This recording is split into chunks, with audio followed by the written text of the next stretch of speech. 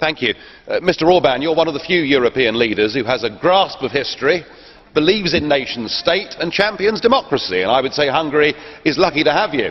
And you've shown you're not prepared to be bullied by these EU nationalists. You know, when you say, before we were dictated to by Moscow and now it's Brussels, and you say we're going to stand up to it, you actually mean it.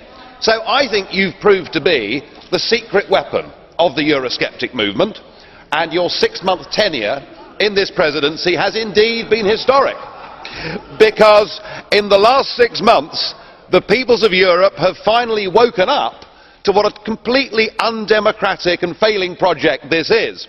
And there have been some real highlights of your 6 months, and in particular one thinks back to the Finnish general election and the stunning success of the True Finns party.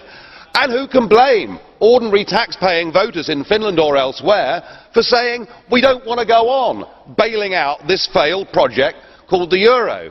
Well, fast hard on the heels of the Finnish result, of course, we had the third catastrophe, the third casualty, Mr Barroso's own Portugal, that needed to be bailed out.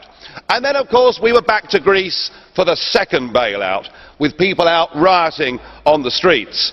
But perhaps to cap it all, the real highlight of your presidency was that the Danes tore up the Schengen Agreement. So all in all, I would say that you've had a remarkable, superb 6 months in office.